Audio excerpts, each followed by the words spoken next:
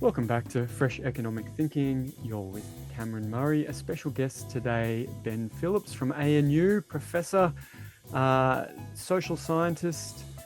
He's released a new report on rental trends in Australia that has caused quite a stir by saying rents aren't so affordable in 2025, aren't so unaffordable as we might think, given the media. Look, we better talk about this. Ben, welcome back to the show. Thanks, Cam. Thanks for having me on. So, what motivated you to write this report, or is this part of what you normally do? And what was the major thing you found that might be a little bit unexpected for people? Yeah, look, this is very much the sort of work I do. It's a pretty standard piece of work that I would do, but I think probably what motivated me is that I see the general media discussion around housing, and in particular, in this case, rents. And we've been hearing a lot about rents increasing very, very sharply, and that rental affordability is in a crisis situation. And now I'm sure that is for some people, but in terms of the official statistics, which is what I usually try to deal with the most, I wasn't really quite seeing that. So I thought I'd try and dig into the numbers, the official statistics from, say, the ABS, and try and work out, well, what's the real situation as to what we're hearing in the media? And the situation, I think, is quite different. It's true that there has been some pretty sharp rental increases, but I think by and large, some of that is the strangeness of COVID. So when there was Mhm. COVID lockdown, rents did go up. But when you look at sort of the longer term picture, we're not really that far different from where we've always been. The rent story actually is one that's fairly boring, which isn't a great media story, I guess. And that really is that rent to income probably hasn't really changed much. Rent stress hasn't changed much over the last 30 years. So I thought that was kind of interesting to try and bring to bear the facts on the matter as opposed to sort of the emotion that we often see in the newspapers. Uh, that is a surprising finding. What I thought was interesting is you got some press coverage for this report, and people didn't care about the facts. They just said these are the wrong facts. Um, so let me maybe just summarize where the confusion is, and maybe you can help clarify what's going on. So you looked at one of your charts has that in 2025, renter households, so this is not an average across every household divided by median rent in a suburb or a city, but just for renter households, right? That 25.9% of their disposable income was spent on rent in 2025. And disposable, I guess, means after tax in That's this correct. Yep. situation. And if you take that chart and you look at the other end of it in 1997, right? So we're near on 30 years ago, the share of disposable income spent on rent by renter households was 25.6. Basically the same number, within the margin of error. How is that possible, Ben? How is it possible? Well, unlike so house prices, we all know that house prices have jumped very, very strongly. So in the early 2000s, they jumped up well above what income growth was. But an interesting thing about housing is that rents, that hasn't really been the case at all. So if you look at the ABS Consumer Price Index, it has a rent index as part of that series.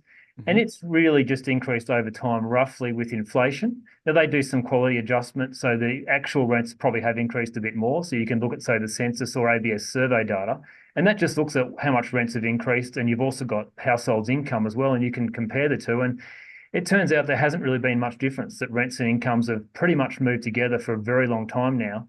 And there has been reasonably strong, the wage price index people often talk about, and that's kind of often the one that's chosen, I think partly because it's probably a bit lower than the others because it's quality adjusted. But more women are working, people are working longer hours, we've got low unemployment rates. There's also been some policy changes as well. So there's been an increase to rent assistance. There's been some other welfare payment increases, the stage three tax cuts. So you've got to take all these things into account. And when you take all of them into account, we're probably actually renters are actually in a slightly better position than what they were prior to COVID, which is probably a big surprise to many, given that we talk so much about the rental crisis. Yeah, I think that's a bit of a shock for people that renters today, as a share of their income, are probably better off than they were a decade ago in that pre-COVID period. I think that is a complete shock. Why? Like, how do we explain that? Are we just forgetful? Are we tricked by the nominal changes and the inflation, and we're sort of missing that yeah, rents have gone up in nominal terms a lot, and they didn't go up a lot in the 2010s as much. But we're missing that also nominal incomes went up a lot. So when we take the ratio, where do you see the confusion coming on Look, this I think perceptions? even when prices aren't rising that much, the media makes out that there's a cost of living crisis. So I've been doing reports and looking at cost of living for a very long time, even in times where inflation might have been 1.5, or 2%, which clearly is not a cost of living crisis, but we still constantly see prices rising and think there's some sort of crisis. And we focus in on particular prices. So even when the CPI is not rising much, we might look at electricity. And if Yeah. electricity is not increasing, we'll look at petrol. If we're not looking at petrol, we'll look at grocery prices. There's always something that's increasing strongly, and that's the media story. But the boring story of the average is perhaps not very interesting, so it never really gets looked at. But I think a lot of the focus of late's really been on the advertised rents, and that's an issue for some people. So if you're a new renter or if you're moving house, it's true that you may well find that there has been fairly sharp increases in the newly advertised rents. Whether that flows through to all rents is another matter, and it probably is. It is flowing through to some extent, but it's just the reality is that incomes have been also increasing relatively strongly in terms of household incomes, the disposable incomes. So yeah, I think people miss that. And as you say, the wage price index is a popular one. And the wage price index, people think it's a proxy for household income, but it's actually a quality adjusted index of what a person for the same job gets paid. And so household incomes can rise if, on average, different jobs are being done, or if more people are working in the household, or working longer hours, or getting bonuses, or all these types of things mean there's been a big difference between wage and income. But to just dig down onto the difference between the advertised rents and the ABS rents, can you maybe explain? So the advertised rental price index is what? Just an index of what's on realestate.com for rent. And what's the ABS rental index? Where does that come from? Yeah, so the ABS they've really improved the quality of their statistics in this area. It used to be a much smaller sample, but I think for the last, I'm not sure how many years, maybe 5 or 6 years, they've had a sample of about 600,000 renter dwellings, of Mhm. public and private right across Australia. The CPI is published only for the capital cities, so that's, I'm not sure what the share is, but maybe it's 60, 70%. I'm not quite sure, but it's probably in the order of 400,000 or so rental properties that are surveyed every month. So it's a really high quality survey, should be representative. That's a lot of rentals, and if you've got all those in your sample, you should be pretty much spot on. Now, Mm. the advertised rents is quite different. I think I'm not sure of the numbers, but it's somewhere in the order of sort of maybe 30 or 40,000 dwellings are advertised each month, I think. So if you look at, say, there's various organisations like Domain puts out a number, I think PropTrack puts out a number, and CoreLogic puts out a number. They're interesting numbers. They're very useful. I think they're a useful guide for where the market's going in the future to some extent. But it's probably not representative of all rents. For a start, you've got public rents. There's about 350,000, 400,000 houses that are social or public houses out of about the 3.3 Mhm. million rental dwelling stock. But then you've just also got a lot of the ABS stock. It simply hasn't turned over for a long time. It may not have turned over for a year, 2 years, or even 5 years, or even longer.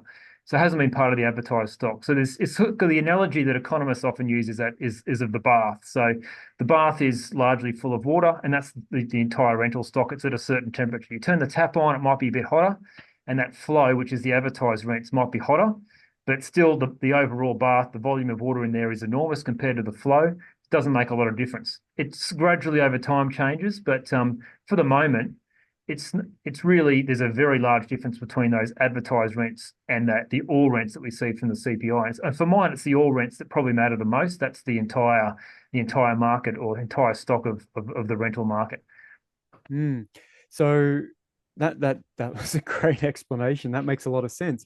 But isn't the puzzle then that you've got this water coming in the tap of advertised rents at one temperature, and the rest of the bath is still lukewarm? Isn't the puzzle that since COVID, the advertised rents have got hotter and hotter and hotter, as in they've grown much higher, but the bathtub still doesn't seem to be getting as warm. So I'll give you some numbers that I saw in your report. Since COVID, the ABS rental index for all rents, so the temperature of the bath, has gone up 20%. But the advertised rents, the temperature in the tap, has gone up 49%. And so we've had 5 years for things to turn over. How do we, is someone wrong? Like, how do we, what are the reasons that this difference could be? What are the reasons that both pieces of data could be right? Um, is there a way that that's true? Yeah, so it seems to have become somewhat disconnected. So I think that there is still a correlation there. And it is, I'm not sure it's really well known what the real reason is here, but part of it is rent assistance. So the ABS CPI is a net rent. So it does incorporate there is some reduction in costs from CRA. So that 20% you're talking about probably is 22%. So that explains a small amount of the difference, but not much Okay. of the difference. Um, if the advertised rents, it may be that landlords are trying on higher rents than what they actually end up getting. So they might be trying for say $800 a week, but they only get $700 per week. Hmm. So the advertised rent is not the actual rent. So that could be somewhat different. As I said, there's public rent versus private rent. So the ABS is all rents, whereas the CoreLogic or the advertised rents is really just the private market. There's also lots of rentals that are not advertised. So we don't know what's happening with those. So it may be you're only putting on better quality stock onto the advertised sites. And there's other stock that might turn over that's never advertised.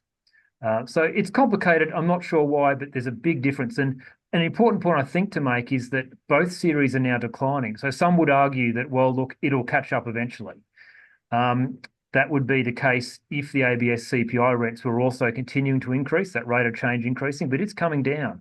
It was up around 9 or 10% about 2 years ago, and it's gradually been coming down, not just because of rent assistance, but it is actually genuinely lowering. I think it's now down to about 5 or 6% it might be on an annual basis. So with both series reducing, and I know that the CoreLogic stuff is, or the advertised rents are, they do lead, it's a leading indicator. But it seems to me that both are coming down. So the projection probably is that these all rents are also coming down in terms of rent growth, not the level. So what you're sort of saying is the cumulative growth in the advertised rents sort of shows the direction that the bathtub's going, but the bathtub doesn't have to actually catch up all the way to that temperature. It can actually get a little bit warmer, and then the tap goes cold, and it never got to that high, growth. So if Oh, so we're not going to see 50% growth in the CPI rents that we have seen in the advertised rents. Like you're saying that's not necessarily baked in. no, I don't think that will be the case. I mean, I guess who knows, but I would think not. I mean, the other thing to remember is that the advertised rents are always they have bigger highs and bigger lows. So it's always been the case that advertised rents they may go up by 10, 15%, and that never follows through into the overall CPI increasing at those sorts of rates. Right. And if the advertised rents go down, it's not usually the case that the CPI rents would go down by as much. So they have much wilder fluctuations. It's kind of like you've got this bathtub that's at a certain temperature. You're putting on a lot of hot, and you think, oh, that's too hot. I'll make it a bit colder. And you think, oh, that's too cold. I'll make it hotter again. And Yeah. it's having a minor impact, but you're never going to have those extremes in the bathtub compared to what you have with the tap. What's going on at the tap end? Yeah, that makes a lot of sense. So to sort of It's an exciting story, though, Cam. it's All the action is at the tap. It's not the bath is quite uninteresting. well, that's right. And obviously I'm very in tune with you on this. And in The Great Housing Hijack, my book on housing markets, I wrote that the media, not only will they look at the tap and not the bath, they will go searching for which part of the country has the hottest water right now and ignore what the coldest part of the average of the tap itself is. And then if there's a crash, they'll do the opposite. But so your suggestion is that what's happening now is the growth rate of both advertised rents and the stock of rents in the ABS is both declining. Are we to expect, like we've seen in the US, that rents will be negative in a nominal growth sense in the coming years? Is that a possibility? And if it happens, will the cost of living crisis be over, or will we all just look, as you say, at something else to be panicked about? Look, I mean, historically, it would be unusual for rents to go backwards. The advertised rents may potentially go backwards a little, but the CPI rents, that's unusual for them to go backwards. I think during COVID, they went backwards briefly, but COVID was a weird period, and I don't think we should sort of extrapolate too much from COVID. Uh, Um, Look, yeah. I wouldn't see them going negative anytime soon, but I think you're going to see us go back to more reasonable growth rates, being sort of in that sort of 2 to 3% rate that we've seen for a very long time. So yeah, it's probably won't be as exciting a story, but I'm sure the media will manage to find somewhere that is interesting. Well, so before we get onto the media and some of that, I just want to give listeners and viewers a bit of an indication. You've got a chart of the ABS rent CPI growth rate and the advertised rents growth rate. And there was a big bulge in 2006 to 2010 at the end of the last property cycle. The advertised rents growth rate was around 10%, and the CPI one went up to around 5 to 7% for a little while. But what's interesting is in the 2010s, in that period where you're saying that the rent to income ratio was higher than it is today, the rent in the CPI was actually very low. It was like 1% growth from 2016 to 2020. And the core logic rent growth was around sort of 2.5, 3%. And I find that very weird that in that period where rental growth was its lowest it's been over two cycles, the rent to income ratio was high. How do we explain that? Yeah, that is a bit of a weird one, and you're right that looking at the survey data, you did see a bit of an increase in rent. So the ABS, they do apply, I think, some quality adjustment, which probably takes a little bit of the heat out of their number, maybe 1% per year. There's unfortunately not a lot of information on that. There can be differences just between a survey and this sort of more of an administration-based, say, CoreLogic style data or even the ABS data. So there can be differences. There can be other things going on, and I'm not saying I've got full explanation here, but things like we did have quite a bit of bracket creep going on with disposable incomes. So disposable Uh, incomes may not have grown as strongly as, say, wages themselves grew. I think between about sort of 2000 and there wasn't a lot of changes in the tax rates during the early 2000s, so there was a fair bit of bracket creep. Tax mhm. rates were increasing. I'm not sure that explains all of it, but I'm just saying that there can be differences between what's in the survey data or the model data that I do and say the CoreLogic data or even the ABS CPI. So it could be that it's that denominator, the income side, where there's something different going on. Yeah, okay, that's a good point. And I guess that would fit with the story that rents are predominantly determined by household incomes. And if household incomes are getting squeezed and not rising because of bracket creep, because of whatever, that rents are not going to rise. So that is actually the mechanism by which the rental growth is constrained because household income growth has stopped rising. And so you get this period in the 2010s where rents look unaffordable, but that's because income growth is falling. And that very thing itself means rents are going to start declining or going to stop growing. So Yeah. that sort of fits that sort of story. Um, I want to then, so how was the reception to this report? You got some media coverage, and I followed you on Twitter.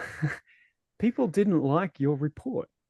No, What you can what were you the can reactions you you got? can normally gauge the enthusiasm for a tweet, I think, by comparing the likes compared to the replies. The Um, old ratio the thing, old right? ratio approach, I guess. Look, there was mixed reviews, I guess you could say, Cam, which I was fully expecting. It's a people talking about rent stress and the rental situation in Australia is highly emotional. And I know that for some people, the rental market is quite challenging. It's often always been challenging for low income families. This is nothing new. And just the fact that I'm saying rent growth isn't as strong as what some people suggest, it doesn't mean that there aren't problems for renters. People get confused about rents compared to rent growth compared to rent levels. There's always been challenges in the rental market. Look, I think there's some people who their bias, I think, is really towards that the rental market is terrible and it's gotten terribly bad in the last few years, and they tend to gravitate towards the research and data and media stories that back that up. But there's others who I think are probably a little more open to other points of view and other data. And there was also quite a lot of positive comments as well. So it was a bit of a mixed bag, which is what I would have expected. Yeah, look, it's a funny old world, this media conversation about economics. The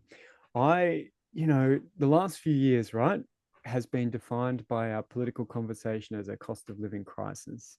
And so for example, had multiple reviews into supermarket price gouging, right? We've had multiple reviews into supermarket price gouging every 3 years for 50 years, right? And yet here we go. It's in the media again. We'll do it again.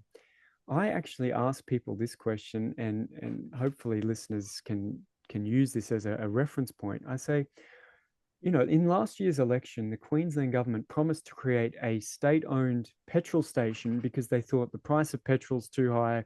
We got to do something. Like this was a huge, huge deal. And so I asked, my Twitter followers earlier in the week, how much do you think petrol prices have gone up in nominal terms over the last 10 years? And most of them are like 70%, 50%, this and that. According to the ACCC petrol monitor that monitors all petrol prices in the country, 10% in nominal terms. Yep. So petrol's actually cheaper relative to the price of other goods and services today than it was 10 years ago. And yet we still have this, you know, political media collective panic about it, such that we want the government to run its own petrol station now.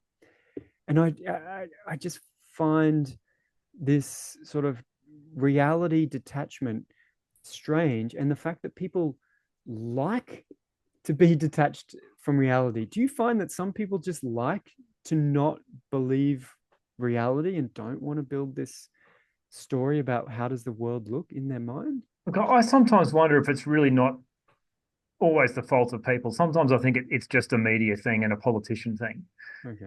The media, they can get an exciting story out of this. So the old line, if it bleeds, it leads. And that's a lot of media, unfortunately, not all of it. There's some very good journalists out there, of course, but a lot of it really is. So when rents go up, or when electricity prices go up, or petrol prices go up, that's a massive story. When they come down, I mean, petrol price is an example of one that goes up a lot and then it comes down a lot. I remember Yeah. petrol prices were $2.20 a couple of years ago, and I think now you can get unleaded for maybe $1.70 or something like Yeah. that, which seems like it's come down a lot. That should be a story as well, but that's never a story because it's not doesn't bleed, so it doesn't lead. And that drives a lot of it. It gets people excited. It gets clicks. It's sort of excitement as opposed to information. It's not. Yeah, that's all that a lot of the media is, unfortunately. Yeah, it is like that. And I don't know if it's just the media is like that because people are like that and it's all just one big, human gossip chain.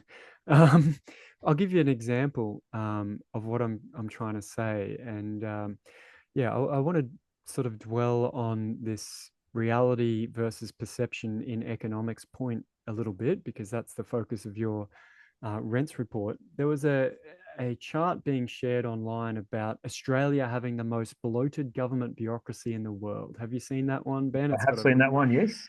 and it was shared by the usual suspects, the right wing politicians and commentators, but like literally millions of views on Twitter.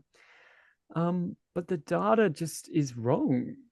Like anyone who has looked at any data on the size of governments in different countries relative to their economies, the size of their workforces, the data is just it's bad. Now it was assembled by the some international labor organization, ILO, I think it's called.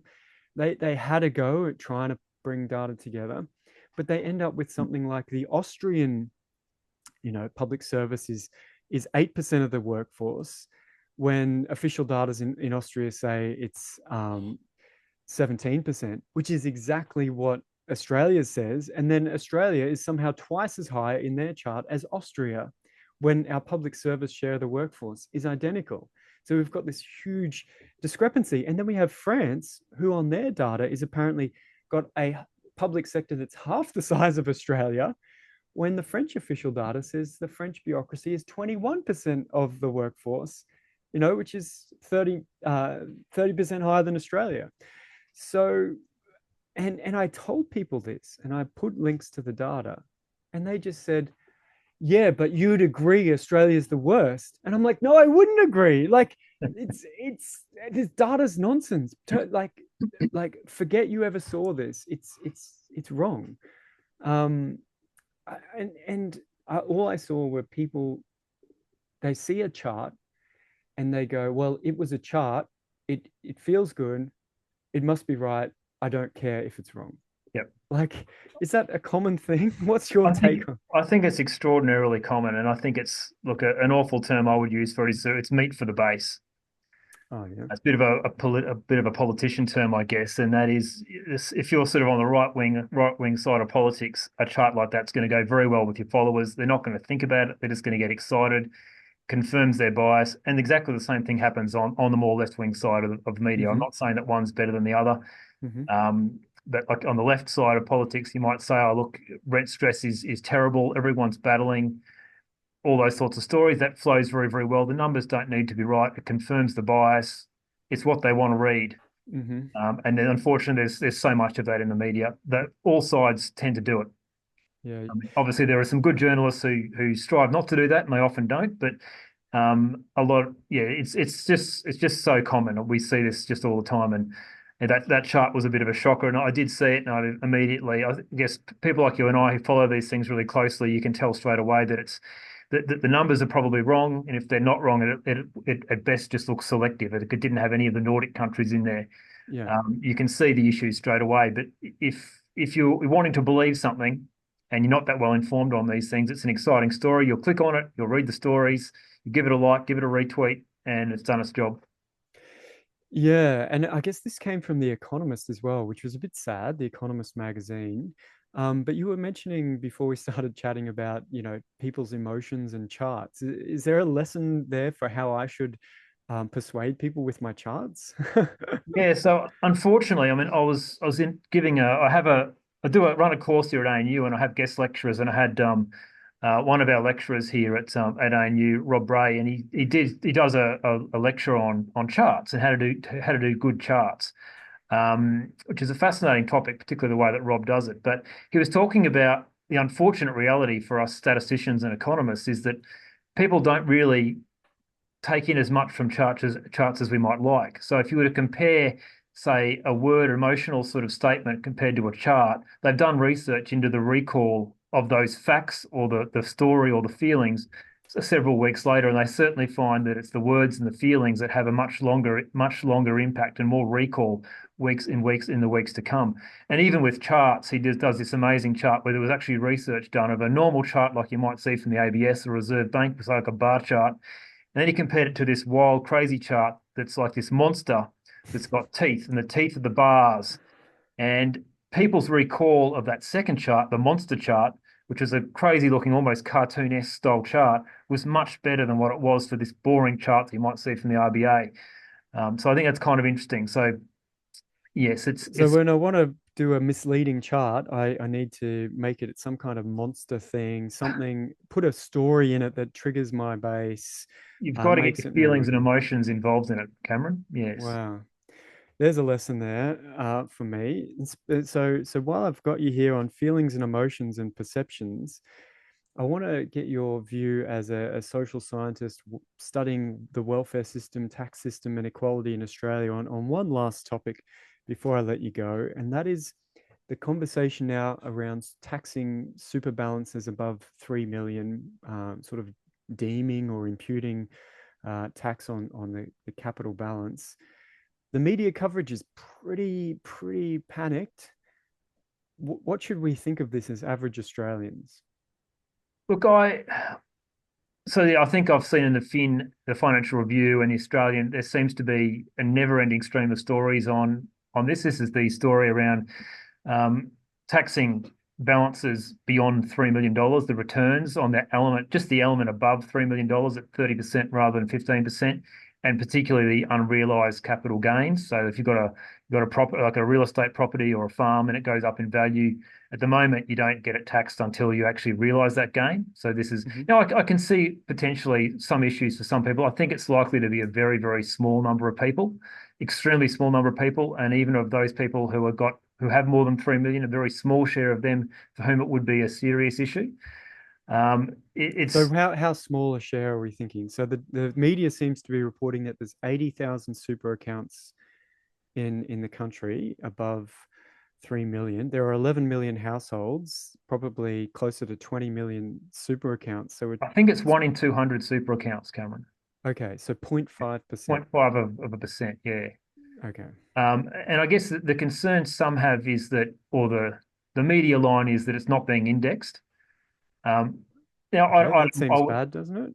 yeah, so look, it does seem bad, but I guess they're being a bit sneaky, the politicians, and sometimes I think, sometimes you've got to be sneaky in politics. I think ideally, super's not supposed to be something that's going to be a place where you is store for your wealth to make a lot of money. That's, it's more about having a reasonable amount of money for retirement. It's Hmm. not about having 3, 4, 5 million dollars in super. That's not what super was originally meant for, but it has become that for some people.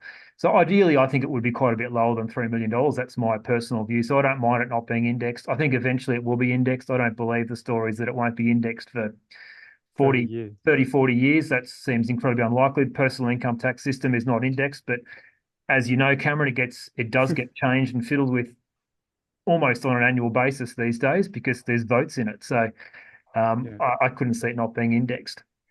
Uh, Yeah, and I mean, so let's just say hypothetically it wasn't indexed. Have you run the numbers of in let's say in 20 years what proportion of people who earns super from their wage and don't reallocate assets into super in their 50s to protect them from tax, what proportion of people who just put the compulsory amount in from their wage would still hit 3 million even in 20 years from today, even if it wasn't indexed and even if we had wage growth? Like it still seems like it would be a tiny fraction. Yeah. Look, I haven't, but I would imagine it's still a pretty small number. So it will grow at a stronger rate than population growth just because the super system is maturing. Yeah. Um, there's also the issue that a lot of the very large superannuation balances won't exist forever. There were certain rules that did allow large amounts of money to go into super in the past. It's no longer the case. So, look, I think it's going to be a very, very small number for a long time. I think if you had 10 years where it wasn't indexed, you'd still have a lot of people. The vast majority of people this would not impact. So I think it's a bit over the top to suggest that it's going to be that it won't be indexed for 20, 30, 40 years. And it's also over the top to suggest that it's going to affect a lot of people. And even if it did, maybe it's going to be a small number of people in their 50s and 60s when they've got obviously very large super balances. So um, Yeah. I can see a few issues for some people, but this wouldn't be in my top 100 issues for the tax and transfer system in Australia.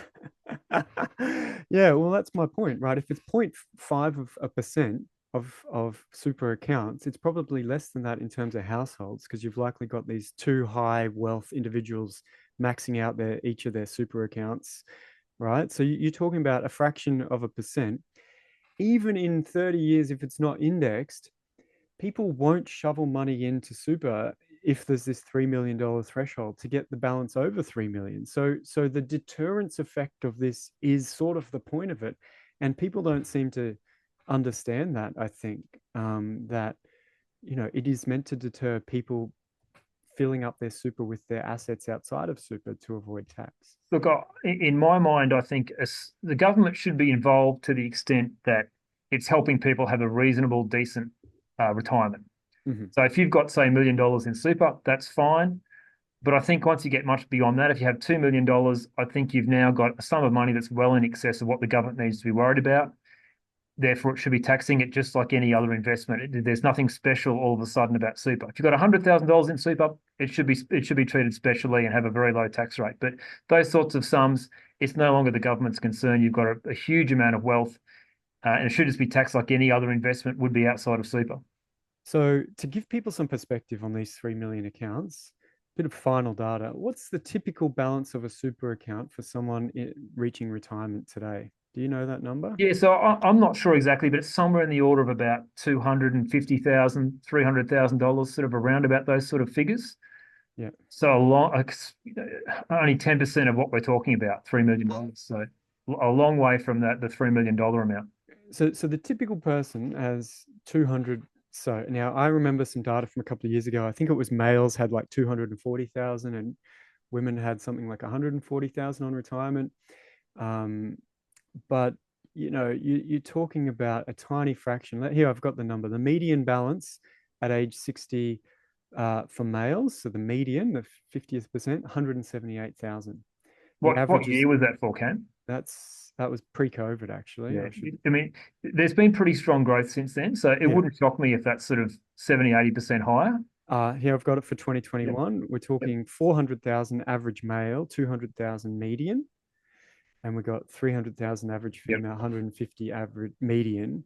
And remember, the average is heavily skewed by these high accounts that are obviously being taxed more. So half of men have less than 200,000 when they reach retirement.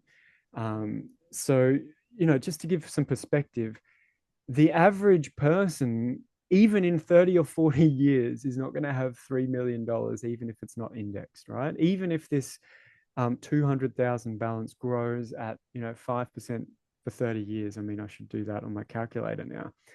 We're still not going to be there. It's still not going to be a thing that affects more than the top band of wealthy households. I think it's pretty clear, Cam. It's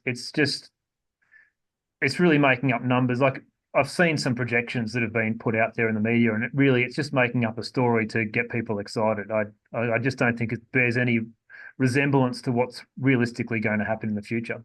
Yeah, that makes a lot of sense. So I just, I was just really annoyed this morning, and I needed to vent to you, Ben, that people were telling me on Twitter how basically, no, it's unfair to tax these people. Other people should be taxed instead. And I was just like, I nearly threw my phone at the wall. I'm like, who are these people? You're the top 0.5% of households, like, and you're paying less tax on the earnings of these assets than people in the sort of bottom 30% who are earning money by working, for a living and supporting families and who are young. How can it be more fair for them to pay more so you can pay less? Like, in what imaginary world? So I was just so annoyed with the self-interested stories that are so detached from the actual data. And that's sort of what, why I wanted to talk to you. You're the guy who looks at the actual data and understands the distribution. But as you say, maybe we can never escape this. This is how the media works. Yeah, I mean, I think you've touched on a fundamental problem of superannuation in Australia, and that is that we've got too big a tax concessions for the wealthy, really, with it.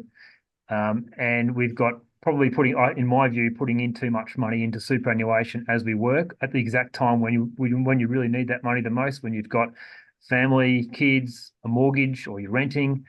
Mm. That's when you need the money the most. I see the theoretical perspective on super, and I'm not opposed to super. I think within limits, it's quite a good. It's a relatively clever system. It's good to have that sort of stock of wealth when you're older, not just an income. But the balance is out at the moment, and this is probably not the perfect way of overcoming it, and it doesn't overcome it fully, but it's one way. So I don't think it's really a bad thing. It only affects a very small number of people, Yeah. relatively small amounts of money anyway.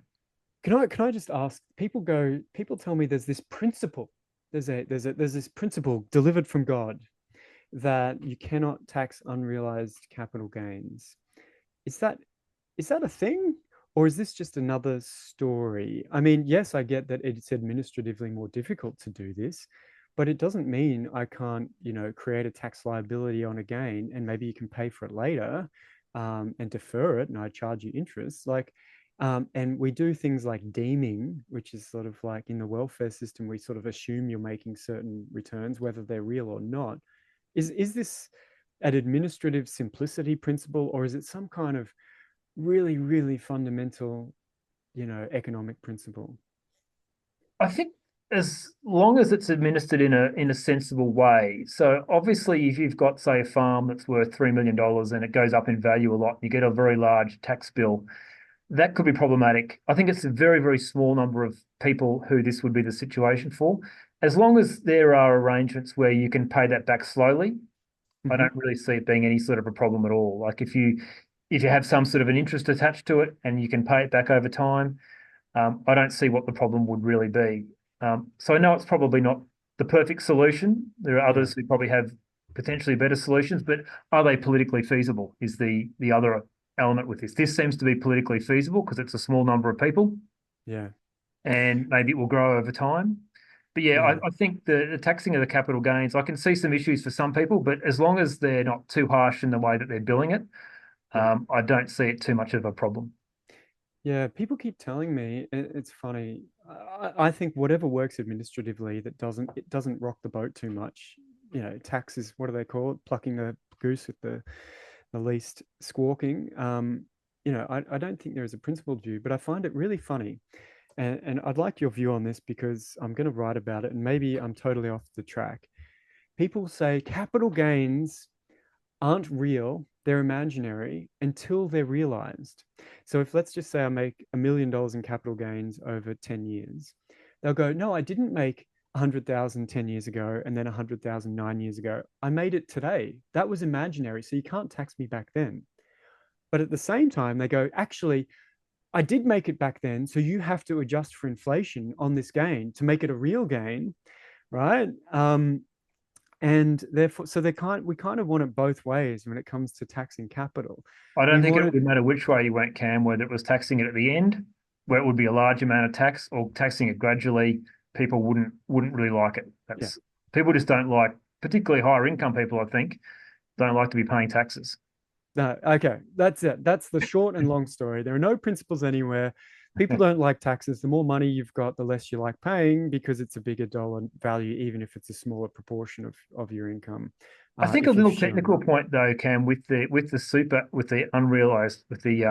unrealized capital gains issue, is that I think there's actually with super funds, you've actually got to have an allowance there for a certain amount of liquidity, so that when Mm, these things do crop up, you've got money for it. It can't just be a completely illiquid asset in these super funds. That's the way they are set up and supposed to be. It's a little bit different to other sorts of assets. yeah. Um, so they are set up that way to have a liquid element to them. And that's kind of the whole concept of super is to have liquidity there. Yeah.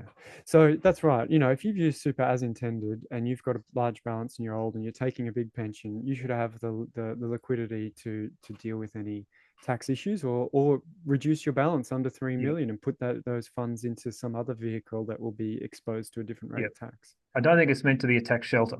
And Yeah. I Well, think it's turned into a tax shelter for many. That's probably the yeah. reality.